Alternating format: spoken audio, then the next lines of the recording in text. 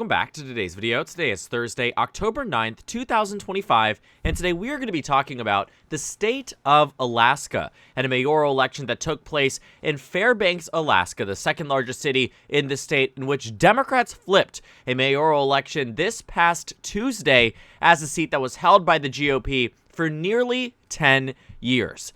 Now, you might be thinking straight off the bat, why is this at all notable? Why are we covering a localized mayoral election in one of the nation's smallest by population, but obviously largest by land size states in the nation? Why is it that this is significant? Well, Alaska has been a state that has been a unique point of interest for me as of late, and I think for a lot of people across the country who watch politics closely, because Alaska is one of those few states where we have actually seen some very fascinating trend lines that trend very differently than the rest of the nation.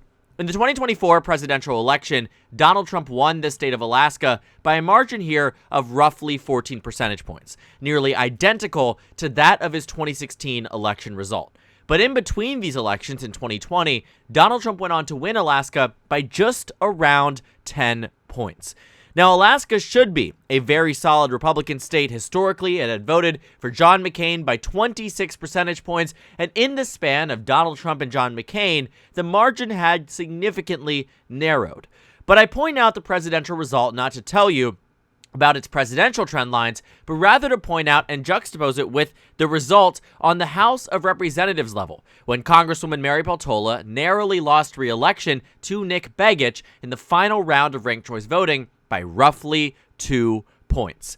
The House race in Alaska was one of the narrowest we had seen in terms of a delegation that spans this wide. Of every single state party delegation that we've seen, Wyoming, North Dakota, South Dakota, Vermont, red and blue states alike, they are pretty locked in and solid margins. But Alaska, not so much. We've seen that Alaska has really opened up the idea of cross-party voting in a way that most states have ultimately rejected it in the day and age of Donald Trump. When you think about the states that swung in favor of Republicans in 2024, yes, on the presidential level, a great show of victory for Donald Trump, but some of these states that were lost by the Democrats on the Senate level ultimately came down to the fact that polarization had just gotten too far. For instance, in states like Ohio, a state that Sherrod Brown had routinely won countlessly and always went to Bernie Moreno by roughly 4 points, not because Sherrod Brown was a bad candidate or a bad incumbent, but because Donald Trump was winning the state by double digits on the national level. In Montana, we saw it happen too. Tim Sheehy defeated John Tester by roughly 6 points in Montana despite Donald Trump winning the state by 19 because it was too polarized for this state to vote in opposition with how it had voted on the national level.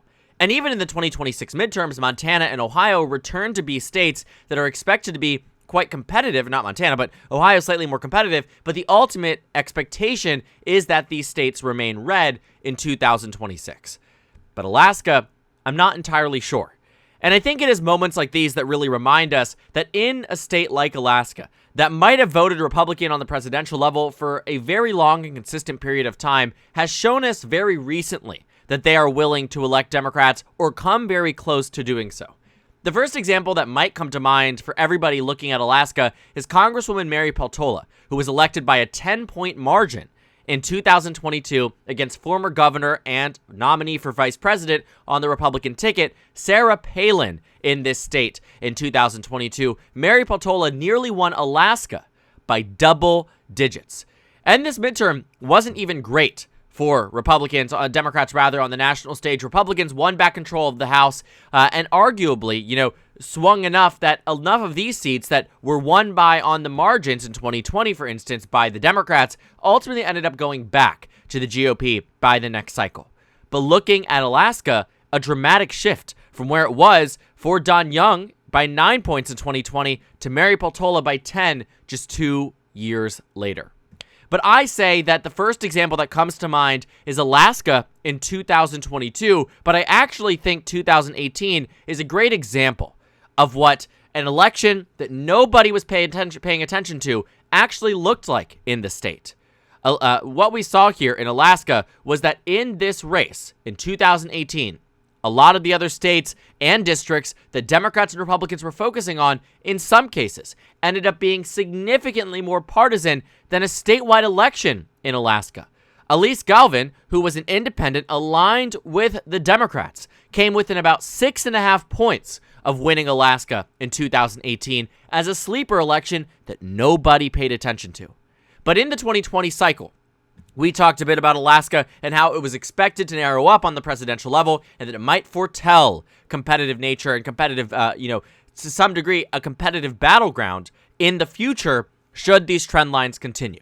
And although Republicans might have won Alaska in 2024, it certainly was not by a margin that they should feel comfortable about their standing in 2026, especially since Mary Peltola, the congresswoman who has the highest approval rating of any politician in the state to this day, as her time in Congress, is considering a run for Senate in 2026. And the thing about Alaska is that it is statewide elections regardless if you're running for House or for Senate. And considering 2026 will likely be a much better year for the Democratic Party, and she only lost by 2.5 points the last cycle, it stands to reason that she could really give Republicans a run for their money in this state. And so we've gotten a far bit away from talking a bit about Fairbanks, but I want you to understand that the city of Fairbanks, Alaska doesn't have the city precinct voting results publicly displayed, but we can get the estimations based on how the precincts voted here. The suburbs and the outskirts of Fairbanks, that precinct, which encompasses some other Republican areas, overwhelmingly voted for Trump, but a precinct right, in the middle of Fairbanks here voted for Donald Trump by a few percentage points. But typically speaking, it is Donald Trump who finds himself the reason why Republicans have such a tainted reputation in the state. Alaska, like I said, had routinely and constantly voted for Republicans, including Don Young, who, may he rest in peace, unfortunately passed away in 2022, prompting the special election, but he had held the seat since 1973 and done so by massive, massive amounts. In 2008, it was a close margin because this was the House map, but even then, Alaska held on. But when you take a look 12 years later at the map on the presidential level, not on the presidential level, rather, on the Senate level, House level in 22 in the midterms, a much redder map here 14 years later, actually, and Alaska goes blue. But thinking about some of these margins, for instance, in 2016, right, Don Young was winning by 14.4. He was running on par with that of Donald Trump, but he underperformed his 2016 margin. In 2020, this state almost became a single-digit state. And depending on what Mary Peltola decides to do, it is election results like these that keep up the enthusiasm and surge for Democrats as they start to do much better in off-year elections. And Alaska, as a state that, again, historically has been quite and staunchly conservative. John McCain won it. I said 26 points earlier. I meant to say 22 points. A state that Mitt Romney won by 14, that Trump went on to do even better than Mitt Romney in 2016, is finding itself getting closer and closer to Democrats consistently outperforming in the state, and depending on what Mary Peltola decides to do, could very well do well in a House election, a Senate election, a gubernatorial election. And I think that Alaska is one of these states that, if Republicans are not careful, will slip away from them in a means that could be very, very public. Because Alaska has 2 Senate seats, 1 House seat, and 3 electoral votes. The electoral vote count might be the reason Republicans do not pay attention to it, but they should, because this is a state that, even though Donald Trump might have brought it back, we have to keep in mind that this is a state that could very well find itself lose its way from the Republican Party. Because when they were faced with an option of a Trump-aligned candidate, for instance, on the House level, what we saw was that it was Sarah Palin who received the endorsement from Donald Trump, or at least his allies. She was Trump world, and everybody knew it, and voters overwhelmingly rejected it. And that was in a 2022 national environment, which sure was bluer than in 2024, and that's apparent even in Alaska. But what happens, God forbid, for the GOP in 2026 when the national environment is significantly more blue? Where do they get to the point where they can say that this feels, comfortable and secure? Because arguably they cannot. Arguably, Republicans are not in a position, especially with news like this, out of Alaska's second largest city, The Democrats are flipping a mayoral election that they didn't even flip under Trump 1, that they didn't even flip under Biden. And it took until now, Donald Trump's second administration, after Democrats in the past 3 years have had a stronger showing in the state than at any point in the past 5 decades in the House elections. And I think that is noteworthy in and of itself. And so thinking about what we can expect in 2026, Alaska might be one of those races that, with Chuck Schumer trying to really bring in Mary Peltola in the race, there might be a genuinely very smart reason as to why he's trying to do that, because ultimately we can start seeing that it isn't just the special elections in Florida, Iowa, Georgia, right, Virginia, Arizona, where Democrats are outperforming. It's in these localized races that no Republicans are paying attention to, but Democrats absolutely are excited for, are engaged in, see this election as an opportunity to express their displeasure with the President of the United States, and it will be those moments that Republicans will be caught asleep at the wheel that will give Democrats these upper hands in races that Republicans don't even have on their radar. And as a state, Alaska could very well find itself to be in that category.